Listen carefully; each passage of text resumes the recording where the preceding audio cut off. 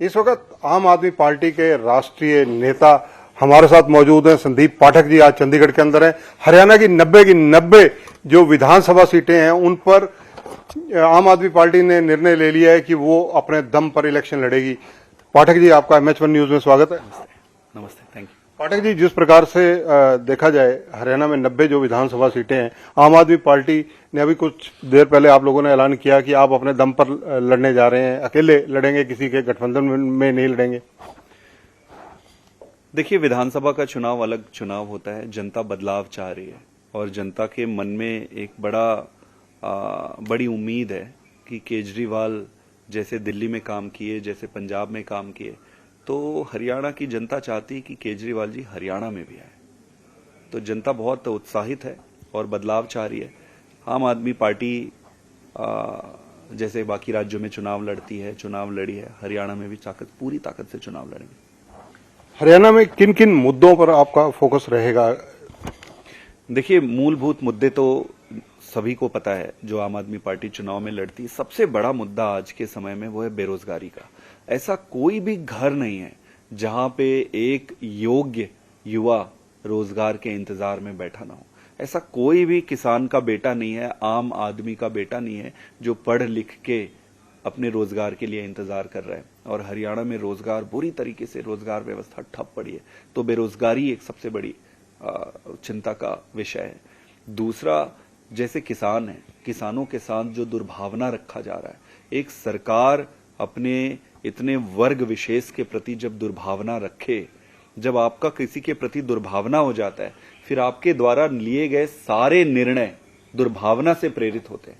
अभी कोर्ट के ऑर्डर आने के बाद, बॉर्डर खोलने, कोर्ट के ऑर्डर आने के बाद ये फिर सुप्रीम कोर्ट जा रहे हैं, कीले ठुकवा देते हैं कि दिल्ली नहीं जाना है। दिल्ली किसी के प्योंदा है?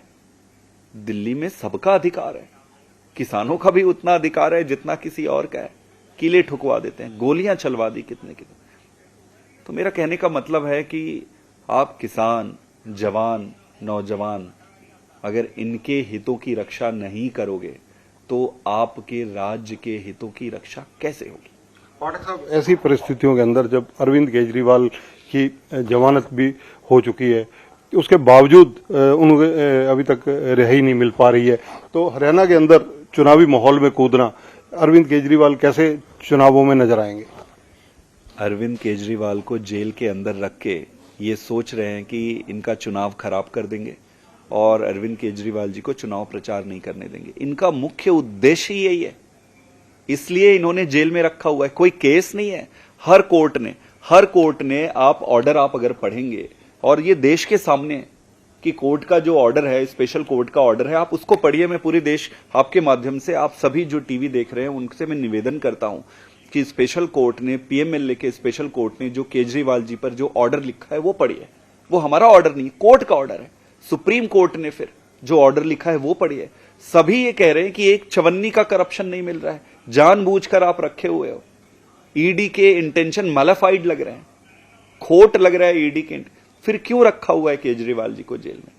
भाई, प्रश्न तो यही है, राजनीति, गंदी राजनीति के कारण। तो कोई दिक्कत नहीं है, ये आपकी गंदी राजनीति की चाल है, तो आप गंदा चाल चलिए। हम परमात्मा पे, ईश्वर पे भरोसा करने वाले लोग हैं। ईश्वर को साक्षी रखकर मेहनत करेंगे। केजरीवाल जी, अंदर बैठा केजरीवाल बाहर वाले केजरीवाल से इनके लिए 1000 गुना ज्यादा खतरनाक है। और अंत पंत में जीत तो धर्म की होती है। ये आदि अनंत काल से लिखा हुआ है। आप चाहे गोलियां चलवाओ, आप मरवा दो, जो मर्जी करवाना है करवा दो। लीडरों को जेल, हमारे आधे से ज्यादा लीडर, टॉप के लीडर को जेल में रखा है इन्होंने। पार्टी खत्म तो नहीं हुई, पार्टी टूटी तो नहीं, पार्टी तो बढ़ रही है दिन दुनी रात चौगनी। तो अगर कोई ये सोचेगा कि मैं अधर्म करके धर्म को खत्म कर लूंगा, तो उससे बड़ा मूर्ख कोई नहीं है। तो हरियाणा में मुख्यमंत्री का चेहरा आम आदमी पार्टी किसको लाएगी? क्योंकि अगर आप देखें, बीजेपी ने तो नायब सिंह सैनी जी को अब सीएम फेस डिक्लेयर कर दिया है। कांग्रेस ने अभी अपना फेस डिक्लेयर नहीं किया कि मुख्यमंत्री कौन होंगे। अच्छा, बीजेपी ने सैनी साहब को डिक्लेयर कर दिया? अमित शाह जी पंचकुला में आए, कहकर गए थे कि ये चुनावों से पहले के भी मुख्यमंत्री यही हैं और चुनावों के बाद के भी यही मुख्यमंत्री रहेंगे। तो वो खट्टर साहब को फिर नहीं ला रहे? देखिए, बीजेपी 4.5 साल तक खट्टर जी काम करते रहे।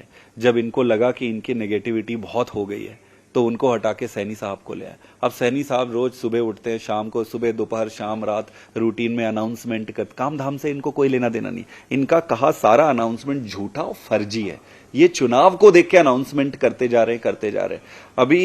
अभी ये सैनी साहब को कब बदलेंगे, खट्टर साहब को कब लाएंगे, किसको कब बदलेंगे, कोई गारंटी नहीं, कोई भरोसा नहीं है। ये मौका परस्त पार्टी है, मौका देख के क्या दांव चलेंगे ये आप समझ नहीं सकते। रहा सवाल आम आदमी पार्टी का, उचित समय पर पार्टी उचित कदम उठाएगी।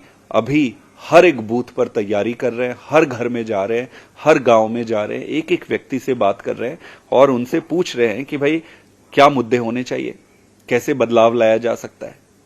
तो इंडिया गठबंधन में हाल ही में लोकसभा के चुनाव आम आदमी पार्टी कांग्रेस के साथ मिलकर लड़ी। कुरुक्षेत्र पर सुशील गुप्ता जी ने टफ फाइट दी, भले ही वहां नवीन जिंदल बीजेपी के जीते हों, लेकिन अब क्योंकि विधानसभा चुनावों में आमने सामने एक दूसरे के राजनीतिक मैच होगा, तो इस परिस्थितियों के अंदर कांग्रेस के खिलाफ आम आदमी पार्टी खुलकर कैसे और कितनी परिस्थितियों में बोलेगी? नहीं, आप देखिए, हम गुजरात में भी तो चुनाव लड़े थे, दिल्ली में भी तो चुनाव लड़ते हैं, पंजाब में भी तो चुनाव लड़ते हैं। तो देखो, आपका चुनाव किसी दूसरे राजनीतिक दल को देखकर, बीजेपी को देखकर, कांग्रेस को देखकर अगर आप अपने सिद्धांत बनाएंगे तो वो ठीक नहीं है। जनता को देखकर, जनता के हितों को ध्यान में रखकर आप अपनी रणनीति और राजनीतिक सिद्धांत बनाइए, जनता आपको आशीर्वाद देगी। संदीप जी, आपके बारे में जितना मुझे जानकारी है कि आप बहुत अच्छा रिसर्च वर्क करते हैं, बहुत अच्छे संगठन की क्षमता आप में है सबको एकजुट रखने की। इन परिस्थितियों के अंदर हरियाणा में युवा वर्ग के लिए आपने बेरोजगारी वाला मुद्दा कहा, लेकिन युवा वर्ग नशे की चपेट में भी हरियाणा हो पंजाब हो दोनों में काफी देखा जाता है। तो किस प्रकार से इन चुनौतियों का सामना होगा? ये बहुत गंभीर विषय है, इतना गंभीर विषय है कि किसी एक सरकार, किसी एक पक्ष, किसी एक लीडर के बस की नहीं है। सबसे पहले तो इसमें राजनीतिक जो इन्वॉल्वमेंट है उसको दूर करना पड़ेगा। पंजाब में अगर आप देखेंगे तो पहले के राजनीतिक दल इनको पेट्रोनेज करते थे नशा में, नशा से इनके खुद संबंध प्रत्यक्ष रूप से संबंध होते थे। सबसे पहली जरूरी चीज ये थी कि हर राजनीतिक दल को किसी भी प्रकार से प्रत्यक्ष या अप्रत्यक्ष रूप से नशा या नशा का धंधा करने वालों से अलग होना पड़ेगा। दूसरा, उसके बाद आपको नियम बनाने पड़ेंगे, लॉ एंड ऑर्डर को ठीक करने पड़ेंगे, और ये लॉन्ग टर्म प्रोसेस है। इस प्रोसेस में ये किसी पार्टी का, किसी पक्ष का, किसी एक व्यक्ति का नहीं हो सकता है। इसको एक बड़ा मुहिम बनाकर जन भागीदारी के साथ ही इसको आप पूरी तरीके से खत्म कर सकते हैं।